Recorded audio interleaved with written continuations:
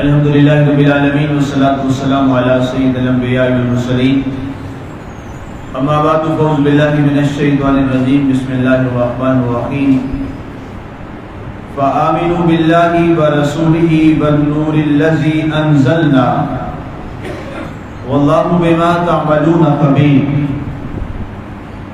تو ایمان لاؤ اللہ اور اس کے رسول پر اور اس نور پر جو ہم نے نازل کیا، اور اللہ جو کچھ تم کرتے ہو اس سے بخوبی خبردار ہے۔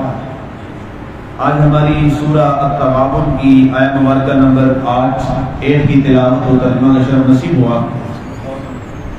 شامل کل کے درس مبارک میں ہماری گفتگو چل رہی تھی کہ کافروں کا گمان یہ ہے کہ انہیں دوبارہ زندہ نہیں کیا جائے گا اور انہیں دوبارہ مرنے کے بعد جو عمل کیے ہیں اس کا سامنا نہیں کرنا پڑے گا۔ اس پر کل تفصیلی انداز میں وضاحت کے ساتھ آپ نے ساری تفصیل سماعت کی۔ آج کی آیت مبارکہ میں حکم دیا جا رہا ہے کہ اے لوگوں، تم ان کافروں والے گمانوں اور خیالوں اور وہموں کا شکار مت ہو جانا، بلکہ یہاں فا کا جو لفظ ہے فآمنوا، فا یہ تفسیر کا ہے، وضاحت کا ہے۔ اللہ وضاحت فرمانا چاہتا ہے کہ اے لوگوں، بس تم ایمان لے آؤ اللہ پر ورسولہ، اور اللہ کے رسول صلی اللہ علیہ وآلہ وسلم پر۔ اب میں نے عرض کیا تھا کہ اللہ کی توحید، اللہ کی وحدانیت، اللہ کی ذات کو وحدہ لا شریک ماننا، یہ ایک وہ مشترکہ عقیدہ ہے جو حضرت آدم علیہ السلام سے لے کر جناب سید رسول اللہ صلی اللہ علیہ وآلہ وسلم تک تمام نبیوں اور رسولوں میں مشترک ہے، اور یہ بنیادی عقیدہ ہے، عقیدہ توحید۔ اس لیے کہ جو بھی نبی اور رسول آیا اس نے سب سے پہلے جس بات کا اعلان کیا ہے، اپنی رسالت کا اعلان بعد میں، پہلے اللہ تعالیٰ کی وحدانیت اور اس کی توحید کا اعلان کیا۔ تمام جو ادیان ہیں، تمام مذاہب جو ہیں جو سماوی ہیں، ان کا جو کلمہ ہے اس کا آغاز بھی لا الہ الا اللہ سے ہوتا ہے۔ گویا یہ پہلے اقرار کروایا جاتا ہے کہ اللہ کے سوا کوئی عبادت کے لائق نہیں ہے، اللہ ہی عبادت کے لائق ہے، وہی معبود برحق ہے اور وہی عبادت کے لائق ہے۔ اس جملے پہ ہمیں غور کرنا چاہیے کہ وہی عبادت کے لائق ہے، کوئی عبادت کے لائق ہے ہی نہیں۔ کوئی معبود بنے بھی تو وہ معبود ہے کے لائق ہی نہیں ہے، کیونکہ اس کائنات میں لا الہ الا اللہ، عبادت کے لائق صرف ایک ہی ذات ہے اور وہ اللہ کی ذات۔ اس کے بعد ظاہر ہے جس نے ہمیں یہ بات بتانی ہے اور جو اللہ کی بات ہمیں سمجھاتا ہے، جو اللہ کے قرب کا راستہ ہمیں سکھاتا ہے، اور جس کے ذریعے سے جو ہمارا میجر سورس ہے وہ کیا ہے؟ وہ اللہ کا رسول ہے۔ ہر دور میں اللہ کا رسول ہوتا ہے جو آپ کو رب کے قریب کرتا ہے، جو آپ کو رب کا راستہ بتاتا ہے، جو آپ کو رب کے احکامات بتاتا ہے۔ فردن فردن تو ولی اللہ نے کسی پر نہیں بھیجا، نہ انفرادی طور پر کسی کے پاس فرشتہ آتا رہا ہے ایسے انداز میں کہ ہر ایک کے پاس اللہ نے اپنے احکامات پہنچانے کے لیے اس نے فرشتوں کو بھیجا، ایسا نہیں ہے۔ اللہ نے ایک امت پورے لوگوں میں سے، امت میں سے کسی کو اپنا نبی چنا، اس کو منتخب کیا، پھر اس کے لیے اللہ نے حضرت سیدنا جبریل علیہ السلام کو منتخب کیا اور وہ اللہ کا پیغام لے گیا۔ تو اس لیے اپنی وحدانیت اور ایمان باللہ کے بعد اللہ نے فرمایا وَرَسُولِهِ، اے لوگوں ایمان لاؤ اللہ پر اور اس کے رسول پر۔ چونکہ جب تک رسول اللہ صلی اللہ علیہ وسلم پر ایمان نہ لایا جائے تو اللہ پر ایمان جو ہے وہ بے معنی ہو جائے گا۔ اس کی سادہ سی اور عام سی میں مثال جو ہماری ڈیلی روٹین ورک میں ہے وہ میں عرض کروں. ہم نماز ادا کرتے ہیں، نماز حکم تو اللہ کا ہے، اقیم الصلاۃ، نماز قائم کرو، صلاۃ قائم کرو. ہم نے اس کے لیے مانا لفظ بنا لیا ہے نماز، جیسے کہ فارسی زبان کا لفظ ہے، لیکن صلاۃ ظاہر ہے سب سے اچھا لفظ ہے، ہمیں صلاۃ یاد ہونی چاہیے کہ صلاۃ قائم کرو. اب قائم کیسے کرنی ہے؟ اللہ نے حکم تو دے دیا، تو صلاۃ قائم کرنے کے لیے ہمیں چاہیے ہوگی سیرت جناب سید رسول اللہ صلی اللہ علیہ وسلم کی، وہ ہمیں بتائے گی کہ صلاۃ کو قائم کیسے کرنا ہے. پھر آپ نے قائم کروا کے دکھائی. ارشاد نبی صلی اللہ علیہ وسلم ہے صلو کما رأیتمونی اصلی، اے لوگوں جیسے مجھے نماز پڑھتا ہوا دیکھتے ہو ویسے نماز ادا کرو. اب یہ نہیں فرمایا سرکار نے صلو کما اصلی، ایسے نماز ادا کرو جیسے میں ادا کرتا ہوں، کیونکہ اس کائنات میں کوئی ایک شخص بھی ایسا نہیں ہے جو رسول اللہ جیسی نماز ادا کر سکے. کوئی ایسا شخص نہیں اس کائنات میں، کوئی ایک بھی ایسا نہیں. اس لیے فرمایا درمیان میں رسول اللہ وسلم کے لفظوں پہ غور، ایک ایک لفظ پہ قرآن ہو یا حدیث ہو، اس کے ایک لفظ پہ غور کیا کریں. صلو کما رأیتمونی، جیسے تم مجھے دیکھتے ہو نماز پڑھتا ہوا، صلاۃ ادا کرتا ہوا، تو بھی ایسے صلاۃ ادا کرو گویا جیسے میں ادا کر رہا ہوں، جیسے میں ارکان اور تعلیم کے ساتھ تمام ارکان کو ادا کر رہا ہوں. اے ایمان والو، اے مجھ پہ ایمان لانے والو، اے میرے امتیوں، تم بھی ویسے صلاۃ ادا کرو. اب کوئی بھی احکام ہے ظاہر اللہ نے ہمیں پریکٹیکل آ کے کر کے نہیں دکھایا. ہمیں جبریل علیہ السلام نے تو پریکٹیکل کر کے آ کے نہیں دکھایا نماز کیسے پڑھنی ہے، اور نہ قرآن میں بتایا اس انداز میں. تو پتہ چلا کہ رسول جو ہوتا ہے وہ بنیادی طور پر اللہ تعالیٰ کا حقیقی ترجمان ہوتا ہے، اور اسی کی اطاعت جو ہے وہ حقیقت میں اللہ کی اطاعت ہوتی ہے، کیونکہ وہ ساری باتیں کس کی بتا رہے ہیں؟ اللہ کی بتا رہے ہیں. تو اگر یہ کہا جائے کہ یہ نماز حکم تو اللہ کا ہے لیکن ادا رسول اللہ صلی اللہ علیہ وسلم، اللہ تو نماز نہیں پڑھتا، اللہ تو اس سے پاک ہے، حکم اللہ کا ہے، لیکن نماز ادا کس کی ہے؟ یہ طریقہ کس کا ہے؟ جناب سید رسول اللہ صلی اللہ علیہ وآلہ وسلم کا. تو اس لیے فرمایا ایمان لاؤ اللہ پر اور اس کے رسول پر. رسول پر ایمان لائے بغیر اللہ اپنے ذات پر بھی ایمان کو قبول نہیں فرماتا. یہ اس کا ایک نظام ہے، سسٹم ہے جس کے تحت ہم سب کو ایگزسٹ کرنا.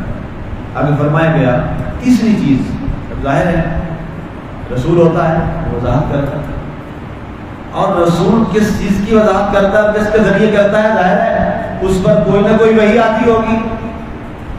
اب وہ والی جو وحی ہے، اب اس کا ذکر آ رہا ہے کہ رسول ہدایت کہاں سے پاتا ہے، رسول انسٹرکشنز کہاں سے لیتا ہے، اللہ کا رسول ہدایات کہاں سے لیتا ہے.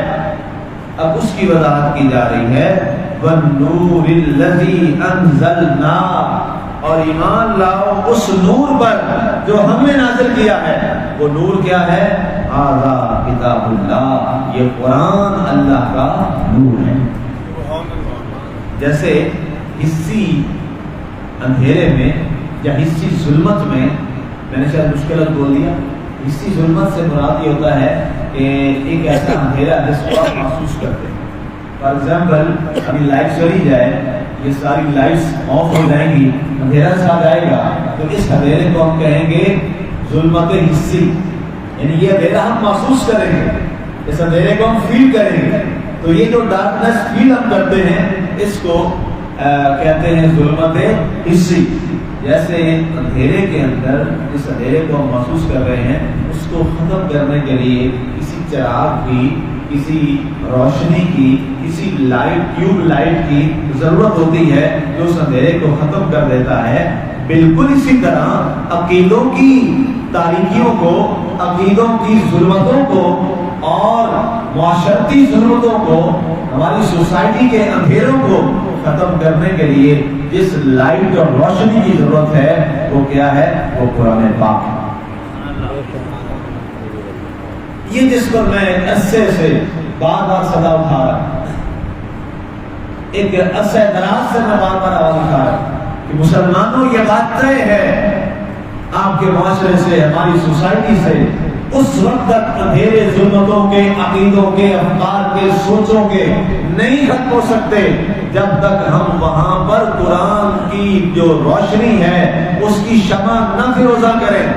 جب تک یہ شمع لے کے نہیں جائیں گے تو ہمارے معاشرہ کبھی اچھا معاشرہ نہیں بن سکتا، ہماری سوسائٹی کبھی اچھی سوسائٹی نہیں بن سکتی۔ اچھا معاشرہ، اچھی سوسائٹی اور اچھی ریاست بنانے کے لیے آپ کو ظلمتوں کو ختم کرنے کے لیے جس نور کی ضرورت ہے وہ نور کیا ہے؟ وہ قرآن پاک ہے۔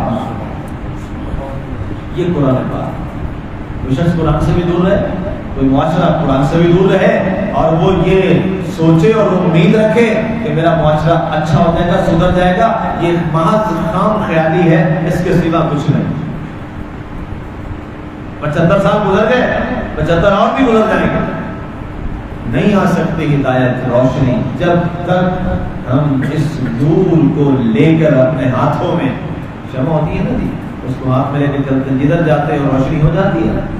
بالکل اسی طرح یہ وہ شمع ہدایت ہے، اس کو ہاتھ میں اٹھا کر، اس کو سینے میں جگہ دے کر جس جانب جاؤ گے، جس معاشرے میں جاؤ گے، وہاں روشنی ہوتی چلی جائے گی۔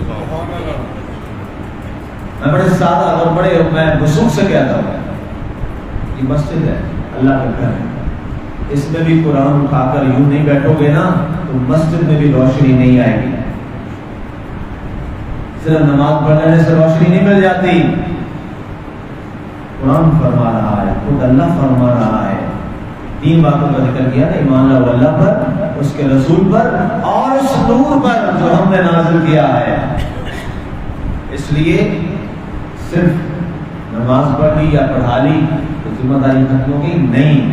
نہیں بدلیں گے لوگ، نہیں مزاج بدلیں گے، نہیں بہتری آئے گی، نہیں ہدایت کے چشمے پھوٹیں گے جب تک اپنے ہاتھ میں یہ نور لے کر لوگوں تک روشنی لے کر نہیں جاؤ۔ یہ اتنا اہم نور ہے۔ آگے فرمایا گیا واللہ بما تعملون خبیر، اور اے لوگوں جو تم عمل کرتے ہو اللہ تمہارے ہر عمل سے باخبر ہے۔ اچھا یہ بات بار بار یہ بات دہرائی جاتی ہے، واللہ بما تعملون بصیر، کبھی یہ الفاظ آتے ہیں تم جو عمل کرتے ہو اللہ اسے دیکھ رہا ہے، کبھی یہ الفاظ آتے ہیں واللہ بما تعملون خبیر، تم جو عمل کرتے ہو اللہ سے باخبر ہے۔ یہ الفاظ قرآن میں بار بار دہرائے کیوں جاتے ہیں؟ اس پہ غور کرنا چاہیے ناظرین۔ اس لیے یہ الفاظ دہرائے جاتے ہیں تاکہ مسلمان کے اندر یہ عقیدہ مضبوط ہو کہ مجھے پیدا کر کے آزاد نہیں چھوڑا گیا، مجھے کوئی دیکھنے والا ہے۔ جب کوئی نہ دیکھ رہا ہو اس وقت بھی مجھے ملاحظہ کیا جا رہا ہوتا ہے، جب بھی کوئی کسی کو نہیں دیکھ رہا ہوتا اس وقت بھی ہمیں واچ کیا جا رہا ہوتا ہے۔ تو واچ کرنے والی کون سی ذات ہے؟ وہ اللہ کی ذات ہے۔ جس وقت ہمارے اندر یہ عقیدہ مضبوط ہو گیا کہ میں واچ کیا جا رہا ہوں، مجھے دیکھا جا رہا ہے، مجھے ملاحظہ کیا جا رہا ہے، مجھے مانیٹر کیا جا رہا ہے، تو انسان جیسے کیمرہ ہوتا ہے نا، دیکھو کیمرے کی آنکھ آپ کو دیکھ رہی ہے تو لوگ الرٹ رہتے ہیں، تو یہاں پہ میں واچ کیا جاؤں گا، میں مانیٹائز کیا جاؤں گا۔ بھائی دنیا کا کیمرہ آپ کو دیکھے آپ مانیٹائز ہو رہے ہو تو آپ جناب بڑے محتاط وہاں سے رہتے ہیں کہ میں مانیٹائز ہو رہا ہوں، میں مانیٹر کیا جا رہا ہوں۔ تو بھائی یہ تو بہت چھوٹا ہے، یہ تو خراب بھی ہو سکتا ہے، سارا رزلٹ بلیک بھی ہو سکتا ہے، لیکن اللہ کی ذات کا تو کیمرہ وہ ہے جو کبھی خراب ہی نہیں ہوگا۔ وہ جو مانیٹر کرتا ہے اس کی مانیٹرنگ جو ہے وہ تو کائنات میں اس جیسی مانیٹرنگ ہے ہی نہیں۔ اس لیے ایک مسلمان کے لیے اس کی زندگی کا ہر لمحہ مانیٹر کیا جاتا ہے، اور مانیٹر کرنے والا کون ہے؟ اللہ کی ذات ہے۔ اس لیے آئیے سارے ناظرین ہم یہ عہد کریں، آج بڑا خوبصورت دن ہے، جمعہ المبارک کا دن ہے، 20 رمضان المبارک ہے۔ مقدس ساعتیں ہیں، نماز فجر کی ساعتیں ہیں، اس میں درس قرآن کی ایک ایمانی نورانی اور روحانی محفل ہے، اس میں ہم بیٹھے ہیں، اس کی مقبولیت اور قبولیت میں کوئی شک نہیں ہے۔ ہم دعا کریں اور عہد وفا کریں کہ ہم اللہ پہ بھی ایمان، رسول پہ بھی حقیقی ایمان، اور اس نور پر بھی حقیقی ایمان لائیں گے کہ اللہ تعالیٰ ہمارے قلب و جگر اور ہمارے معاشرے کو روشن کرے اور ہمیں یہ احساس دے دے کہ ہمیں واچ کیا جا رہا ہے اور ہمارا اللہ ہمیں واچ کر رہا ہے، ہم اس کا خیال کریں۔ اللہ کی ذات ہمیں عمل کی توفیق عطا فرمائے، آمین۔